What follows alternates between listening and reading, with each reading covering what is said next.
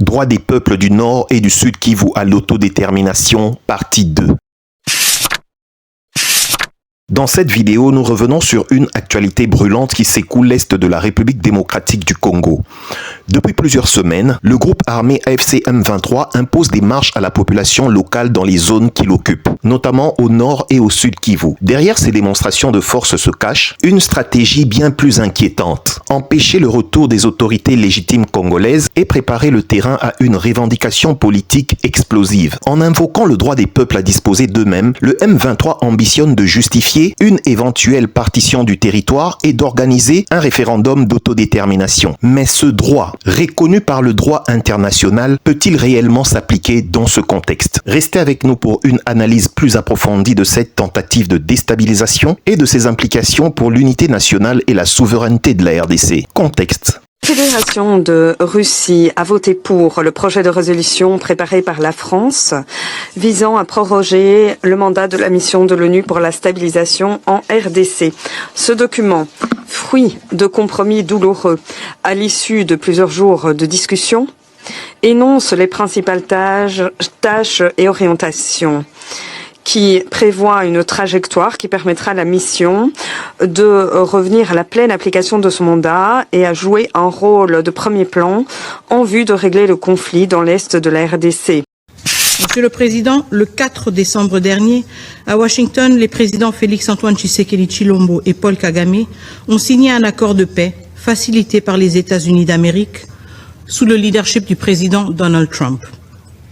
Cet accord, soutenu par les garants régionaux et internationaux, portait et porte l'espoir d'un tournant historique.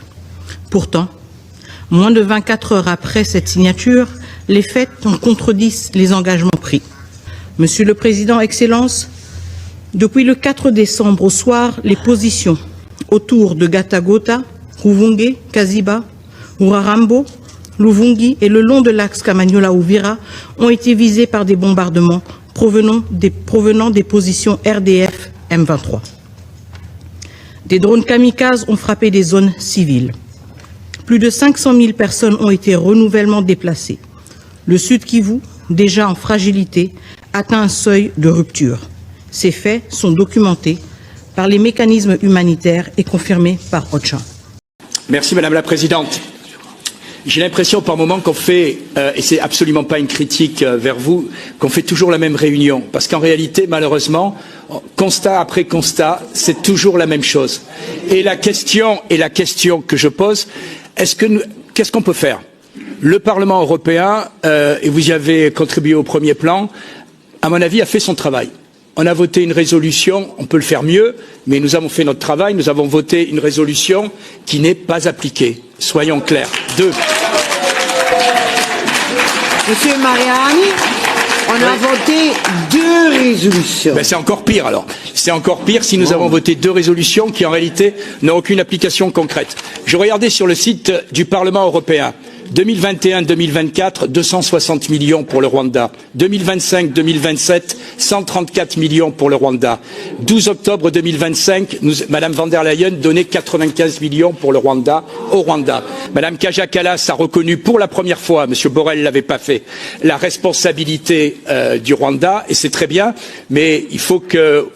C'est comme en amour, il faut des preuves d'amour et il faut des preuves qu'il y ait des vraies sanctions qui soient approuvées. Et mes questions, y a-t-il un risque de régionalisation? Je me tourne vers l'ambassadeur peut-être du Burundi. Et monsieur l'ambassadeur du Congo, qu'en est-il de l'annonce du retrait, qu'en est-il du retrait finalement des troupes du M23 tel qu'il a été annoncé il y a 48 heures? Comme vous venez de le voir, en ce moment, la communauté internationale réagit avec une inquiétude croissante face aux manœuvres du groupe armé AFC M23 dans l'est de la RDC, notamment à ses tentatives d'instrumentaliser le droit à l'autodétermination pour justifier une partition du territoire. Plusieurs puissances et institutions dénoncent une violation flagrante de la souveraineté congolaise. En l'occurrence, les États-Unis et le Qatar ont dénoncé de manière claire ces marches en les qualifiant de manipulation politique. Lors d'une rencontre à Doha loi le 19 décembre 2025, les représentants américains et qataris ont condamné les violations répétées du processus de paix par le M23 soutenu par le Rwanda. Ils ont réaffirmé leur engagement en faveur de l'unité et de la souveraineté de la RDC, rejetant toute tentative de légitimer une sécession par des moyens armés ou des simulacres de mobilisation populaire. L'Union européenne, quant à elle, a alerté sur une régionalisation du conflit. Le 17 décembre 2025, au Parlement européen, l'ambassadeur congolais Christian Ndongala a mis en garde contre une régionalisation du conflit, soulignant que des tirs avaient déjà atteint le territoire burundais. L'Union européenne a exprimé son soutien à l'intégrité territoriale de la RDC et appelé à une désescalade immédiate. Et quant au Conseil de sécurité de l'ONU, celui-ci a prolongé carrément le mandat de la MONUSCO d'une année. Le 20 décembre 2025, le Conseil de sécurité a renouvelé à l'unanimité le mandat de la MONUSCO jusqu'en décembre 2026, malgré les critiques sur son efficacité. Cette décision reflète la volonté de maintenir une présence internationale face à la menace croissante du M23 et à ses ambitions politiques. Ainsi donc, pour la communauté internationale, les marches organisées par le M23 dans les zones occupées sont perçues comme des mises en scène visant à simuler un soutien populaire à une éventuelle sécession. Or, le droit à l'autodétermination ne peut être invoqué dans un contexte de guerre, d'occupation étrangère ou de manipulation armée. La communauté internationale a rejeté toute tentative de référendum non encadré par un processus démocratique transparent et reconnu par l'État congolais. Ces réactions montrent que la stratégie du M23 visant à invoquer le droit des peuples à disposer d'eux-mêmes est largement discréditée sur la scène internationale, car elle s'inscrit dans un contexte de violence, d'ingérence étrangère et de rejet du cadre légal congolais.